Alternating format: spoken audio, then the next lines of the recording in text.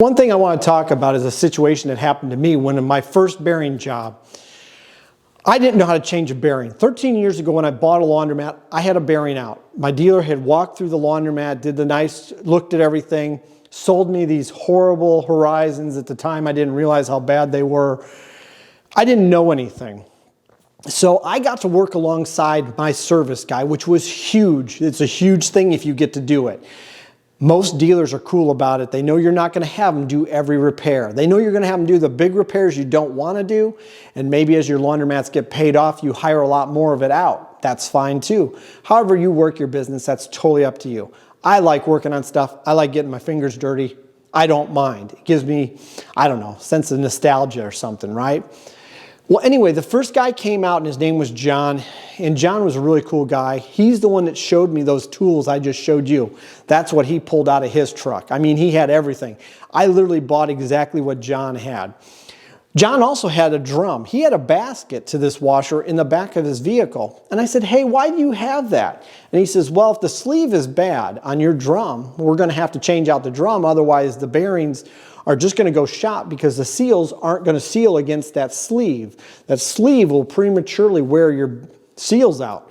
And why are you going to spend $400 or $500 on a bearing job just to have it get tore up again?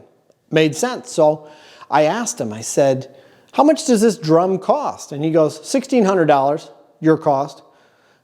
I was like, $1,600? I could buy a new washer, a 40-pound washer at that time to give you a price. I was being charged $3,500 to $3,800 for a 40-pounder. Okay? No thrills, no bezels, no remote anything, just a normal Netmaster, which is the first computer version. Netmaster, which was a $3,500 to $4,000 washer. It was a Netmaster. It was the first time they got away from the push-button timers like I have from '98, and they went to a computer. It didn't have any other fancy features, but that's what they called them, Netmasters. Great washer. There's really nothing wrong with them. I couldn't believe this. Well, fast forward about 10, 15 years. I'm on the internet looking for parts because I finally figured out I'm going to have to start working on this stuff myself. I'm going to have to start sourcing parts myself, or I'm going to just keep paying the dealer tons of money and never making anything. I find these sleeves on the internet. So I call one of the parts guys and I say on the internet, on the eBay, and guy I bought from before, I said, what are these sleeves? He goes, oh, you know your drums when you take them out? You don't have to replace the whole drum. The sleeve comes off. It's actually heated on. So you heat it up, it slides off, heat the other one up in the oven. That's what they told me, put it in an oven. I use a torch, or I use the MAP gas, and it slides right on and you're done. You don't need to buy the whole drum. So here I am, light bulb goes off. My dealer, he was going to take my old drum. He was going to give me the new drum in exchange for the core. $1,600 was with the core of my old one. That's part of the story I didn't tell you. He was going to take my old basket with him. Well, you know what they do there? They go buy that $20, $30 sleeve and they put it on and then they sell that thing to some other poor joker. So you got to be very careful. Dealers are good at this. They will literally take machines from a laundromat like mine, especially top loaders. At this laundromat, early on, I got rid of top loaders. They took my old top loaders. They do the bare minimum and then they sell them to somebody else. So be very careful of giving your dealer your old parts, giving your dealer your old machines. They are going to make money on it. I don't know how they're going to make money, but they're smart. They're either going to part it out or they're going to sell it as a package. They're going to do something. I've seen them do it enough times that I don't even fall for it anymore. I keep my old machines, I part them out, sell them on eBay, or sell the whole machine to somebody. Save yourself some time. They may say they're worth nothing, and we'll take them off your hands, and we'll go get scrap, and the guys can have some beer money. That's what they love to say to you. That's BS. They take them back to their dealership, and they work on them. I'm sorry. I've seen them in other laundromats. I make little marks on my machines that I know they don't take off, that when I go into a laundromat, I can tell that was one of my top loaders, and I've seen it. So be careful of that. You got to be careful in your areas too, because your dealers also own laundromats if you didn't know. Now, I explained this to my friend Hot Dogging with Dan when I met him the other day and we went around his laundromat. I said, you do realize a lot of dealers own laundromats. He was shocked. He was like, isn't that a conflict of interest? Well, kind of, but think about it. A lot of your dealers own dry cleaning. A lot of your dealers are huge. I mean, they've been around longer than, they've probably been second generation, third generation. I mean, mine's on its third generation now. They own laundromats, so why don't they get the dealership so they can repair stuff and they can sell their own parts? They save money. Now, every time a laundromat opens up in their area, they make money. They make money off the repairs, they make money off the parts, they make money off selling you equipment. So it makes sense. They don't have to worry about the competition.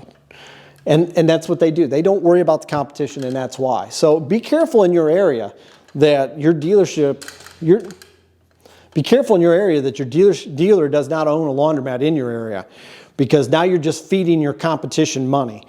When I called my dealer out one day, when I finally figured this out, because the repair guys wouldn't tell me that, but then one day I wised up. I mean, it takes a couple of years to kind of figure out how this works.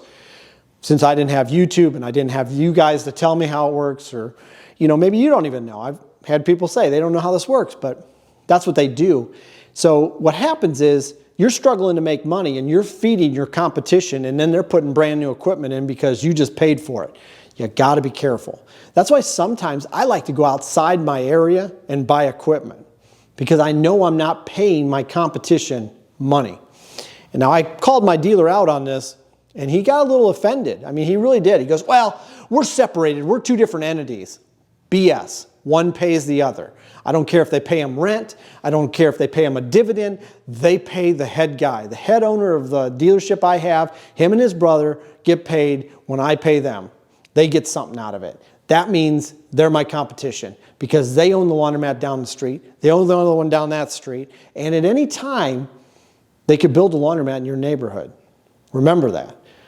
There's not stopping them, because what they like to do is come into a neighborhood with a good demographic. If they know your numbers, if you're dumb enough to tell them, if you're dumb enough to tell them how much you're making a week, if you're dumb enough to tell them how many customers you're getting, how slammed you are, they'll start to salivate and say, hey, Keenan's right here. We could build one over here, and guess what? We could sell this to somebody else. They flip laundromats. They love to buy zombie mats and flip them. And they have no problem charging somebody $200,000, $300,000, $400,000 for a store that's in a rented space. I mean, that's what people really pay. I know up in one area of this big city I'm close to, I know that dealer up there says, yep, we'll build a laundromat, $450,000, 20 washers, 20-some pocket dryers. There you go. I haven't paid $400,000 for one laundromat, let alone 3. So you got to be careful. They will pilgrim you. And they don't care. You're a big kid, and you need to know what you're getting yourself into. So I just want to pass those stories along. Hopefully that helps you. No one ever told me this stuff. Like I said, my buddy Dan didn't know it, and he was really shocked. I mean, he kind of stood back from it. He's like, it just blew his mind. And he's probably watching. And he's got a great channel. If you haven't seen it already, Hot Dogging with Dan. Go over and check him out. We get along. We do videos together. But it really shocks people because they don't know that they're kind of getting played a little bit. So you got to be wise when you get into business. Not everybody's out there to make everything nice and rosy for you. They're not all to take care of you. I love sharing this stuff with you. I love giving you advice. I love showing you how to make some money, showing you what it's like. And maybe it'll inspire you to do something. Maybe you just go, hey, that's why I don't own a laundromat, or why I don't own that kind of property. Like always, thanks for watching. I love showing you what's going on, keeping you up to date. We love the subscribers. I love the thumbs up, and I love the comments. It helps us little channels out like you wouldn't believe. So, till next time, take it easy.